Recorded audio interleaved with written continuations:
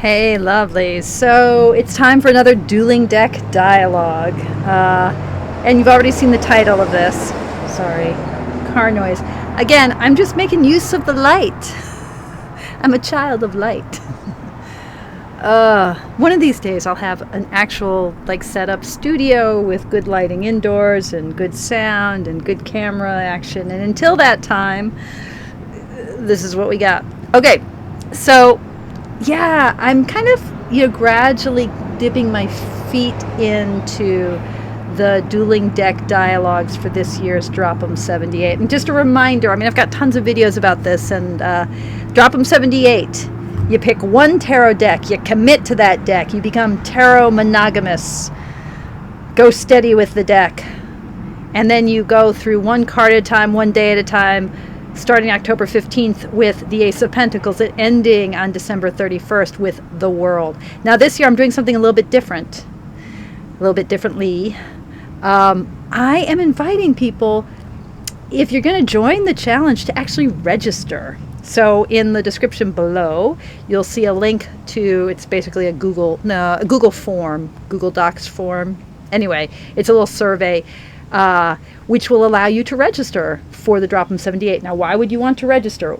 Well, because I will gather those emails and I will be in touch with you.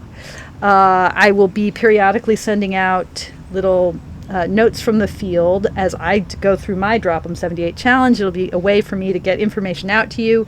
It'll be a way for people, if they have resources, like today in the community Zoom, one of the community members reminded us of a great spreadsheet, an Excel sheet that someone had shared last year, I think it was. And so something like that we could make available.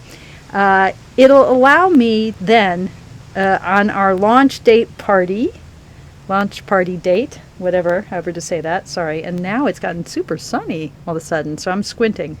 But on our launch date, October 15th at noon Pacific time, if you can't make that, but you've registered for the challenge, I will be recording that video.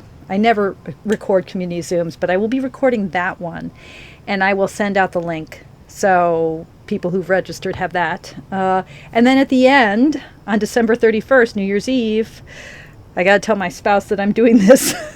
As I was joking this morning, we're old people. We go to bed before midnight on New Year's Eve. But I will be up at midnight on Pacific time, Drop 'em 78ing, ending my year, doing a casting of the Wheel of Life. And that too will be a Zoom party for whoever is available, and then I will record that. So if you're going to do the challenge, register. I'm pointing to the description box below. Anyway, okay, enough chit chat. I am going to squint my way through this Dueling Deck dialogue. As I was starting to say, I'm gearing this up a little bit slowly. I'm kind of taking my time. So I'm doing some decks that are just lovely decks. They're not super challenging decks. They're more on the side of reliable, trustworthy, lovely things. I'm not sure that any of these decks are, well, with the exception, actually, I say that, but then the Touchstone Tarot and the Wise Dog Tarot, they actually are contenders for this year's Drop 'em. But anyway, so I'm gearing things up somewhat gently, shall we say. And today, I'm going to be starting with a couple of beautiful art decks by Lo Scarabeo. Both of these are in their kind of tradition of taking fantastic artists, fantastic artworks, and gently manipulating them, existing artworks, gently manipulating them to create something that's sort of tarot adjacent. The prompts are often a little bit they're not always obvious, but both of these decks are so beautiful, and both of them are in their golden collection, so there's a lot of bling. They're dreamy decks, and I have not read extensively with either of them. And here's a chance. So this is the Klimt Tarot. Look at the backs. Just freaking gorgeous. I've edged both these decks I've edged with black Sharpie. And where we've seen, I've been dealing with my first dueling deck dialogue, the Nine of Coins, came forward in the sense of cultivating my own inner garden. And then the second dueling deck dialogue, there was a lot of Five of Pentacles energy in a sense of the way dog and dog energy allows me, that canine energy allows me to deal with loss and a sense of scarcity. So that Five of Pentacles energy was really strong in that reading. And I'm wondering, Klimt Tarot, and in today's readings with art decks, yeah, what do you have to show me? Okay, and we have the Nine of Wands. Let's see if we can get, that is actually my card of the month in September. Nine of Wands. So, oh man, this is just beautiful. These versions of, it looks like 3 images of the same woman. Yeah. So, are you saying you're going to help me work with the ways in which I overdo and have, a huge amount of fire and fire energy, and there's Esther and Esther and Esther, and today is one of those days for sure. I came off of my shift at the hospital, dove into a community Zoom, went to my Zen temple, working with clients, just boom, boom, boom, boom, boom. I feel energized, but there's a lot of energy there. And Golden Klimt, are you saying that you would help me sort of work with that way that I'm pushing and building on my energy, potentially depleting myself, but yeah, doing too much, or maybe stretching myself too much. Is that what we're saying here? Am I understanding what you're saying? And we've got the Knight of Wands, so yet more fire. And it makes sense that Golden Klimt is giving me a lot of fire. And here I am, bathed in the sun as I film this video. So that really, riding between the 2 pillars, just bringing that fire forth. So really helping me investigate my fire, I think. Wow. These cards are just, they're just gorgeous. So investigating my fire. What about the rest of me? Is there any, what would you have me know about my fire maybe? Or how would that integrate with the rest of me? And here we have 20, Judgment. Wow, look at this Judgment card. So what's calling me? And this card is filled with suffering. By the way, lots of nudity here. I probably should have said something. It's Klimt. What can I say? It's fine art nudity. Yeah. So there's a sense of suffering, but what is the release and the liberation? So maybe how this fiery part of me is related to liberation and my calling.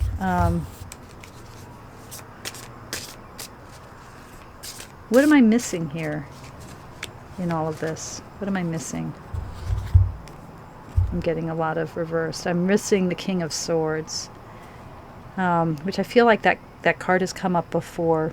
It's maybe not in these dueling deck dialogues, but it feels like this card has been present a lot lately for me. But this stillness and contemplative, spacious energy, this King of Swords, this ability to just expand and hold the wholeness of my life. By the way, really, come on, this card with the gold, with all the bling, and with that huge sword just plunged into the earth. Okay, so King of Swords, finding my stillness. What about my intuition? Where is that in all this? We've got fire and we've got the expansion of the swords. What about the water? What about my intuition? And 3 of swords. Yeah. So you're saying that there's heartache and trauma and pain and suffering, and that is what we're exploring here. Yeah. It's a powerful deck. Yeah. That 3 of swords. It's a beautiful deck. I'm not sure. I feel like you're, well, maybe not. I feel like I'm missing something. I feel like there's a part of, again, I ask about intuition, you're taking me into that place of heartbreak that's a swords place of really traumatic rupture in our understanding of things, the way that betrayal and trauma do that.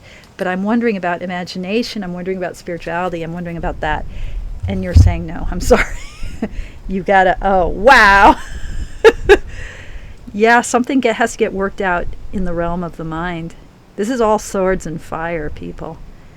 This is about a kind of decapitation, a kind of ego death, a kind of taking that part of me and just pushing. Yeah, there's power in this deck. It's taking me to a place of really pushing some tendencies in me that are already strong to the breaking point. So that fire and swords energy, it's like, this is your calling. You are going to go all in here. Okay. Whew! Getting some powerful readings, man. So this is a very different artist deck. This is the Golden Botticelli. It's also a beautiful deck, but it's, it's Botticelli. It's got that. Whoops. I just dropped a bunch of cards. So I chose this for my image, and the Klimt I have, this is the star. All these beautiful female figures. And there's a vulnerability in the female figures in both of these decks. I don't know if that's relevant at all, but they both have a very particular female energy in them. And with the Klimt, his women are just, they're haunting. Botticelli, the women aren't haunting in exactly the same way. They're ethereal, they're gorgeous, yeah. So this Botticelli deck, and I think both of these, Adonosov is the artist who created the collages. But I could be wrong. I'll double check that. Anyway, some of the best work that Lo Scarabeo has ever done is this. Oh, I have the book here. I can actually say. Does it say? Yeah. So the Art Tarot. Yeah, the artwork is Adonosov, A.A. Adonosov. He did a lot of their golden work, and the collection is edited by Pietro Aligo. So this is the Golden Botticelli. Still, both of these are still in print. Golden Botticelli. Yeah. Where would you take me? Where would you take me? In this Drop 'em 78 challenge, day by day, one card at a time. What would you want me to know?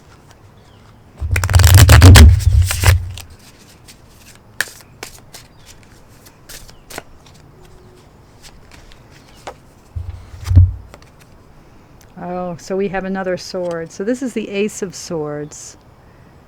Okay, cleaving into the nature of things, right? Here we are in the middle of nature, and the sword plants itself. So again, drawing attention to the sword's energy. And I think, this is, we had Klimt through Adonosov's eyes, and we have Botticelli through Adonosov's eyes. So I think it may be that partly there's a similar voice in these decks, even though the artwork is different. But this sword's energy, God, this is beautiful. Yeah, splitting the tree. Okay, so again, sort of exploring that quality of mind. my energy, my efforts to cleave the world, to make sense of the world. Okay.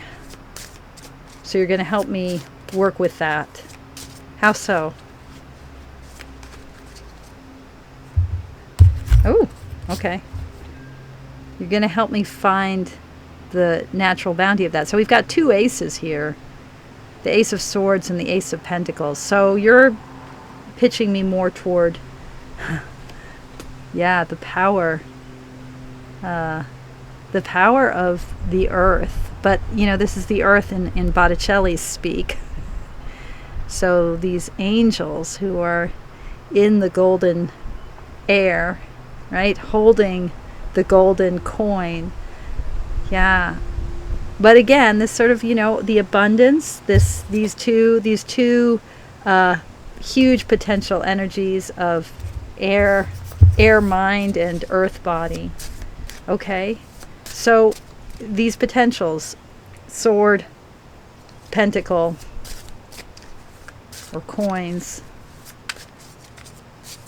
what would you help me do with these potentials, with touching into this potential? Wow. Okay, so we had the 9 of Wands in the last, and now we have the 10 of Wands. So is it finding repose in the way that my world, the energy of my world is just bursting forth? We've got a lot of fire here. We now have air potential, earth potential, and then we have the completion of the fire suit. So is this like, okay, burn it all out and find the spark for the next thing? Or is this that the sparks from mind and body are somehow supporting the complete burning out of this fire energy? I mean, holy shit. Look at that card. He's completely spent in this in this field of what look like penises. So complete spending of the vital force. And then what? Right? Is that just me?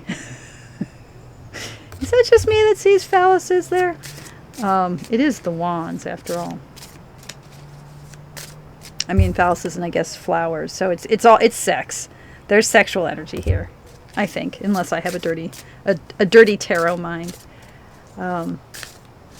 So that complete expense of that vital energy, burning it all the way out, and then what do I find in that moment after? Oh, another freaking ace. We've got Mary, the Ace of Cups. Whoa. Wow. You're taking me to the source of things. To what end? Where are you leading me? Where would you lead me? Oh my God, there she is. Wow. Okay, to grace. We've got Aphrodite there, don't we? Oh. Yeah. To grace and love and cheer.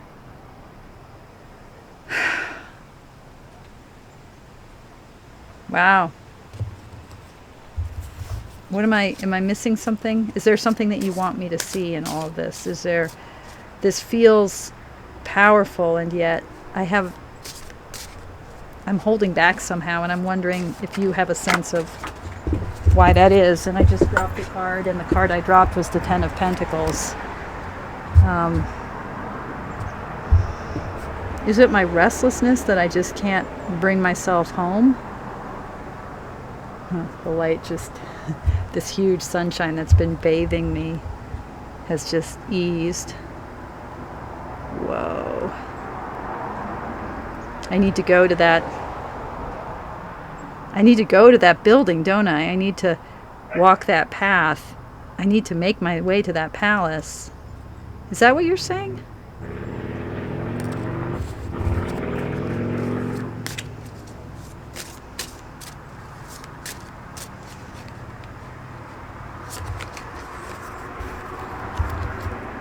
I think that's what you're saying. That's the adventure. This is the 3 of Wands. Wow, aces and 3s and then 10s. Yeah, something wants to be born here. Woo! Botticelli Tarot. All right. God, freaking gorgeous deck. Freaking gorgeous deck. All right. An adventure. These are the backs. I don't know if I showed them yet. Okay. One more deck. One more deck. Do you have the energy to join me? One more deck. So this isn't exactly the same kind of deck. This is Jody Boginski Barbesi and her daughter Karen Boginski's, or the mother, I guess. Karen Boginski is the mother, and then her daughter. This is their Influence of the Angels tarot and its guidebook. And I think last year I did a dueling deck dialogue of this with Cat Black's Golden Tarot. They're very similar in certain ways, but today I was like, you know what? This is more a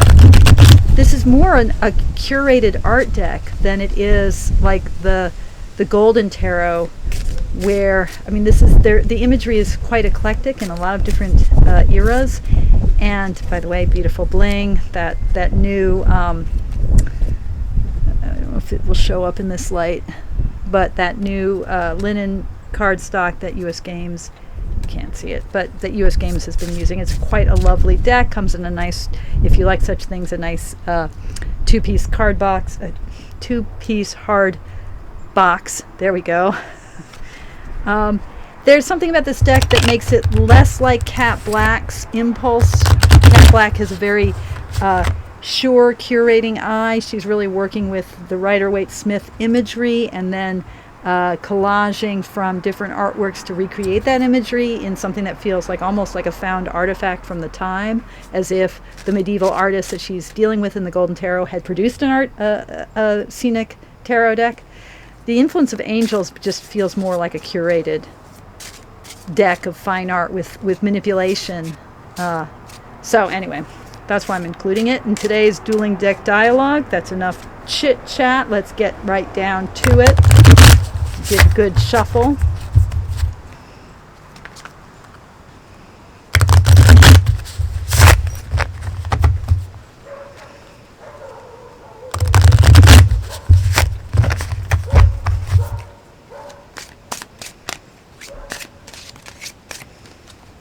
Okay. Influence of the Angels. Yeah.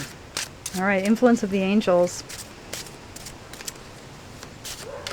How would you work with me? What do you want me to see? Where would you take me this fall? Oh! Well, we're starting right up with the Three of Cups. Okay. So you take me right into that place of joy and cheer, that three in the land of cups, that flowing and growing and exchanging and all of that arising energy, that Empress energy. But also threes are about this full cycle, birth and death. And here we have like the 13th card in the trumps, the death card. But here we have this in the world of joy, community, the graces. Okay, so you want to pick up with that energy of Three of Cups grace, of having me feel that angelic grace. Okay. To what end? To feel that grace.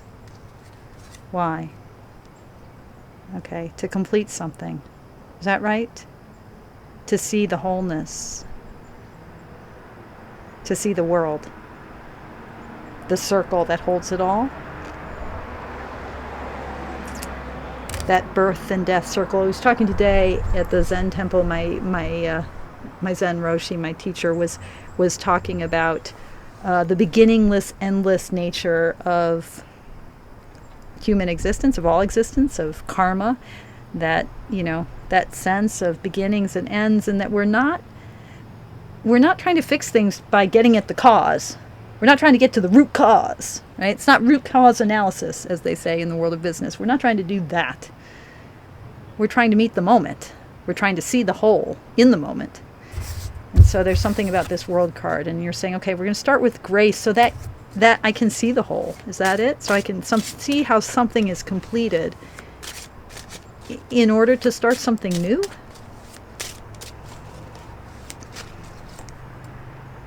Oh, in order to deal with my sense of discontent? In order to be able to drink from the cup? This deck, by the way, is it's a really clear reader. When people say that, I always wonder, like, is that really a thing? And then you have a deck that's just like, boom, here you go. This Four of Cups is saying so clearly, won't you please drink? Please. Look at the little cherub. Take a sip, lady. Turn toward, not away. So, wow. Okay, so turning toward. A lot of cup energy here. What about all of this fire and air that I've been seeing in the other cards, in the other decks? What about that side of me, my fire, my air? You're saying, no, it's all about cups. It's all about cups. Okay. Really? Dipping my heart deep in the well? Okay, but I'm resisting. I think there's got to be some lingering and suffering. Come on. Do you not have any shadows that you want me to see? Do you not want me to work with the dark at all? Do you not want me to work with my fire? What does my fire need to do in all of this? Where does it go?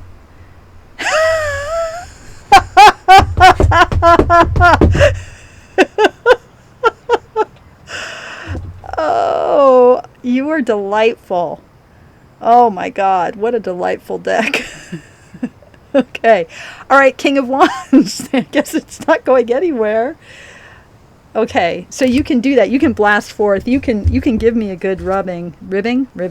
Maybe a good rubbing too. Okay. All right, I won't underestimate you. I like this little, whatever that little figure is there, that bird heart, little wise guy. Yeah, so, all right. Yeah, okay. I want you to have the last word. Seriously, what's the most important thing for me to take away? What's the most important thing here? Yeah, okay. That I am exhausted, or I am pushing the fire a lot. And you're saying it's time to drink. It's time to drink deep. It's time to drink deep. I feel like I want to take one more card, but maybe that's me being greedy, but I feel like there needs to be a capper card here.